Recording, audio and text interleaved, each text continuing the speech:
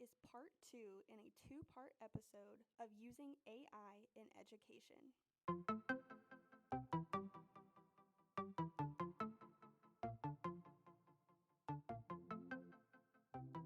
Hi there, I'm Brissa Cabe, the Digital Learning Specialist here at LCMS. Welcome to our App Chat for Educators podcast, where we'll explore different apps, instructional strategies, and other digital resources for education. Thanks for tuning in. I'm Brandon Ramirez. I teach 8th grade U.S. history on campus. So as a teacher, ChatGPT and AI in general were kind of new to us last year.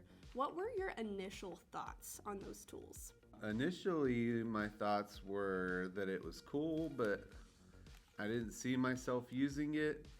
And then I remember one of our PLCs, you came in and you were kind of showing us some stuff about, and I think this was before it was even unblocked by the district, about like using it to come up with, to help with lesson plans and things like that. And so I started playing with it. I really started experimenting with it, using it as a tool to help me come up with ways to reteach and reassess students after their unit tests. And so once I started playing around with that and figuring out some ways to do that, I bought into it, I guess, so to speak. So can you speak to some of the specifics in how you've used it to support your teaching practices or even your students in your classroom? Yeah, absolutely. So the first use that I had for ChatGPT in terms of reassessment was I would put in kind of the standard of the questions that the students missed, and ask ChatGPT to help me write a paragraph or an explanation or a summary, kind of reviewing that standard so that students could read that before they went back and reassessed over the same topic. And so that's kind of how I started with it. I've also used it to rewrite those test questions so that I can assess them over the same topic, but kind of in a different way. I've used it to rewrite test questions for reviews, right? So that I make sure I'm covering, the same information on my test, but it's not worded exactly the same or giving them, the exact same answers. In my lessons, I've used it to simplify reading passages for students. Sometimes I'll take reading passages from the textbook, and it's a little advanced for some of my readers. And so I can have it simplify it by lexile level or grade level or whatever I need to. I used it on a writing assignment to create a rubric. I kind of gave it the writing prompt, told it how many criteria I wanted, what I wanted my scale to be, and it pumped out a rubric that I then used in Google Classroom. The cool thing about was that I had it create exemplars for each of the points on the scale, so that I could go over with students what a 4 looked like versus a 3 versus a 2 versus a 1. And then I showed you in PLC, I think, actually using ChatGPT to use that rubric to score those writing assignments. And I did, at your advice, I did not just take that grade, as is, but I did use it to kind of help me look and reflect on the students' work and think, okay, ChatGPT says this is a 3 because they didn't include, X, Y, or Z. And so, I use that to kind of focus in when I was looking in and giving feedback on whether, I agreed with the same thing. And so that was pretty helpful. I really appreciate that you've used it in such different ways to support your instruction and to differentiate content and to really dig in and make sure that you're the U.S. history expert. You're the teacher, you're the one with the pedagogical knowledge, but you can use that as kind of a starting point for honestly saving yourself some time. And as I said, really just supporting your kids in different ways. Yeah, I think it's been really helpful. It's like, I always thought the best PD was, just talking and working with other teachers and bouncing ideas off of other teachers. And I don't think ChatGPT is a replacement for other teachers, but it is, also an extra tool, somebody that I can bounce ideas off of and get some ideas for a way to do things. Absolutely. I appreciate your perspective. It's another tool in your teacher toolkit. Absolutely. Is there anything else that you'd like to share or any more thoughts that you have on AI in general? I have had a lot of fun and learned some things using ChatGPT and coming up with ideas for it. I think the thing that I want the most help with is how to use it as a tool that I can teach students to use responsibly and help them. And that's kind of, I'm not there yet, but that's where I'd like to go. I think that's where a lot of us are heading. I mean, AI is not going away. It's our future, it's our students' future, and like you said, teaching them how to use it as responsible digital citizens and just responsible worldly citizens. That's a great goal to have. So thank you so much for your perspective and your thoughts and sharing this with other teachers today. Sure, thank you. I'm Monique Galmore. I teach 8th grade reading at Lubbock Cooper Middle School. Shelly Esparza, I teach 7th grade reading at Lubbock Cooper Middle School. What are your thoughts as an educator on ChatGPT or artificial intelligence in general? I think it's a useful tool when used correctly. I think you have to use it to organize your ideas, maybe get you started on additional research for lesson plans. It kind of gives me a guide, somewhere to start. A lot of times you get stuck in a spot, you can't have it, your thoughts are all mumble jumbled, and sometimes you can just put that within AI and it kind of gives you a guideline of ideas to kind of help regenerate your thoughts. And I think that's where it's coming helpful for me.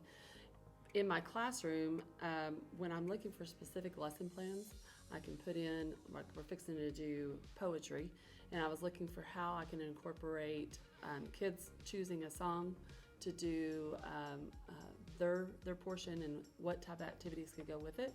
And it will generate a lesson plan for me and activities, and then I can just incorporate that into making it what I'm looking for exactly to do with my kids. So that's been a cool tool to use. Like, how do I want to do this? Like, what's a new way to do it? And AI has been able to kind of give me a new look at different directions. And sometimes it depends on how I put it in there, what it will feed me.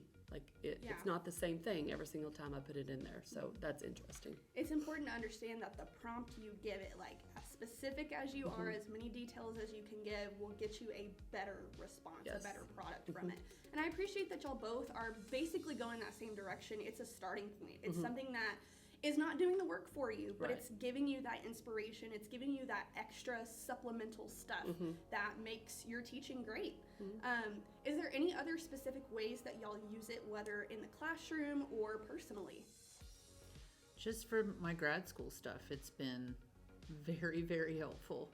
It takes so many different points off the internet and kind of melds them together. And so then you can choose one of those points and dive deeper. But it's a time saver for me. Oh, for sure. Yeah, 100%.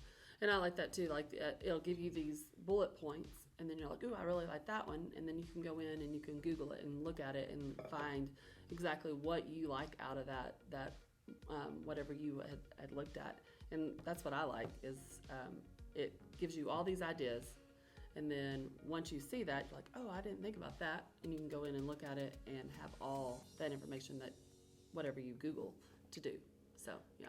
I also very like that if I wanted to narrow something, I don't have to start over with my search. I can Yes. just say, give me a more detailed explanation, or and then it will add on instead of having to start completely over. Yes, like a more refined, more personalized Google search, Yes. you can almost say. It is. Are there any other thoughts that y'all would like to share about AI in general, or just ChatGPT, the tool that y'all use the most, I think? What else would you maybe share with other educators about AI? Get on and try it and see what you can come up with. Well, and the more you use it, the more you can see what it's pouring out. And it really, what you get isn't, it's very automated sounding. So the more you use it and the more you read what it pours out, then it helps you know if your students have turned in something that's been AI generated. That too, nice. Yeah, for sure. We've had a couple of those this year. Oh, I'm The sure. students have put on. You're like, yeah, I don't think so. Well, but when you're teaching 7th and 8th grade, it's obvious Right. that is on a different level, and there's no way you wrote that. But it also is artificial sounding, so you can pinpoint it that way too. And so really we just, going into the future, looking ahead, we have to teach kids how to use it in a good way. Right. That teach them how to use it, that it's not just cheating, because it doesn't have to be cheating. Right. It can be guiding, and there's Resourceful. a difference. Awesome. Well, thank y'all so much for sharing your thoughts on AI. It's an awesome tool that frankly isn't going away anytime soon. It's our future, it's our kids' future, and so I appreciate that y'all kind of jumped right into it and found some great ways to use it. Perfect. Thank you. Thank you. Hello, my name is Alex Staffa. I am a 7th grade RLA teacher at Lubbock Cooper Middle School. So I know that you've told me before you are a huge proponent of AI. You use it a lot in your classroom. You've even showed me some of the cool tools and cool ways that you have used it before. But I'd just like to pick your brain first. What are your thoughts on artificial intelligence in general? I think it's in its early stages, and right now it is all good, especially for educators. Okay, can you expand on that a little bit?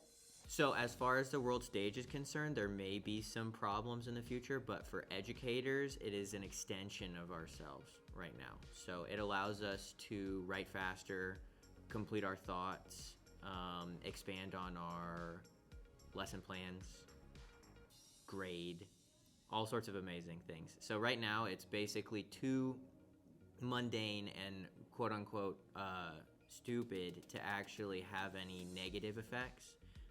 But as long as you are able to direct it in the right area, you're going to do great. I appreciate your thoughts on that. I mean, it can't be emphasized enough. As long as we steer it in the right direction and as long as we use it for good intentions, AI is going to be such a game changer in the world of education. So as a teacher yourself, how have you used AI and what other AI tools have you used? So there's a couple. I use ChatGPT, I've used Perplexity, Canva has some quote magic capabilities now, and I also use Dolly, which is the image creator made by OpenAI. So I use ChatGPT for things in my own life as well as questions if I have some sort of specific question, because just in case you didn't know, it knows every single teak in existence. Oh, awesome. It knows it in detail, and it can provide you with things like a know and show chart. It can give you specific sentence stems. It can give you anything that you need related to teaks. It can help with lesson planning. ChatGPT is smart enough now to help where you can guide it with a prompt, and it'll provide you with a comprehensive lesson plan that you can then edit. It can help you with plagiarism. It can check plagiarism. OpenAI also makes Dolly, so they make ChatGPT and Dolly I use currently to create cartoonish style drawings that I can put in Canva, and if you prompt it correctly, you can say image of the evolution of robots with a blank background, and it will give you a very artistic image of the evolution of robots. How neat. Yeah, and then you can move it into Canva, and Canva has some AI abilities like removing backgrounds. So you can get just the figures that it creates with the background that you use in Canva. And then as far as Canva is concerned for AI, it has the option to recommend additional assets that you can use in the program. So if I'm putting a whole bunch of different foxes or animals on a page, it'll recommend other artists who have created different graphics that are foxes. It can also help complete sentences. It's got a magic write function.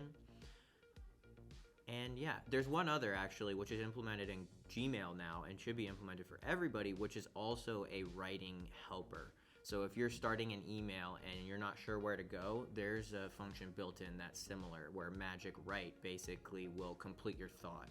If you have a very basic idea of where you're going, whether it's an email home or an email to a colleague, it'll help you complete the email in a professional manner. Oh, how awesome. What a time saver, too.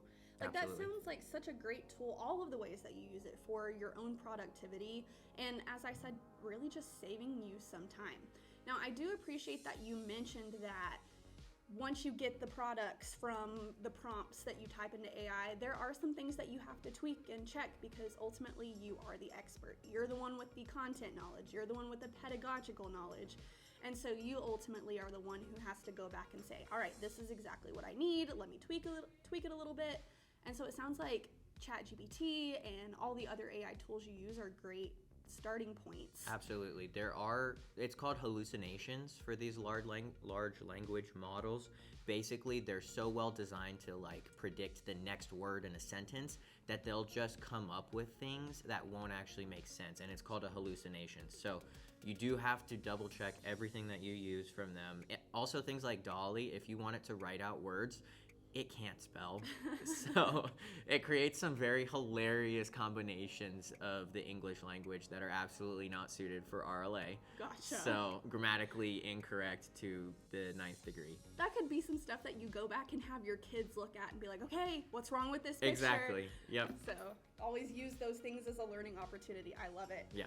So are there any other thoughts you have in general for AI that you'd like to share with your fellow educators? Yes, I would like other educators to know that currently there is no program, either paid or free, that is able to detect plagiarism via human writing. So I think I said earlier that you can use it to help with plagiarism. It can detect information that was pulled directly from the internet.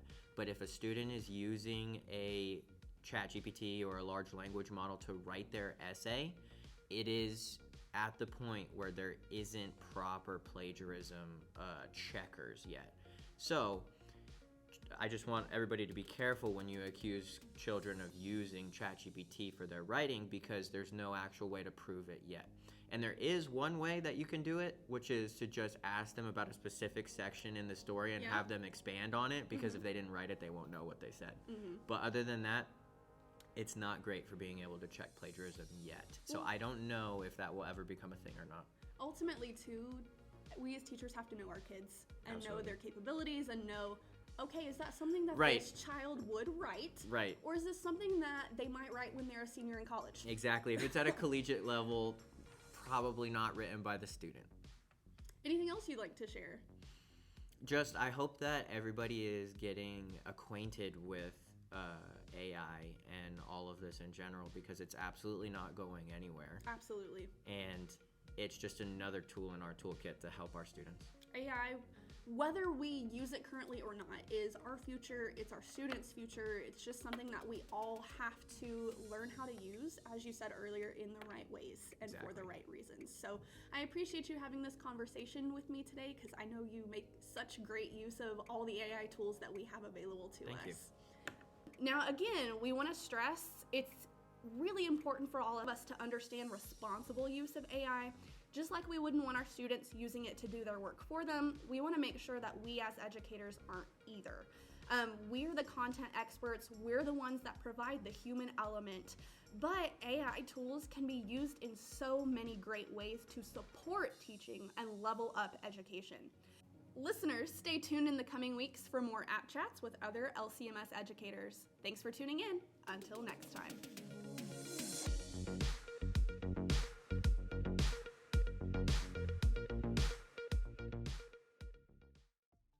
If you have a tech tool, a digital learning strategy, or something else that you would love to share, let me know.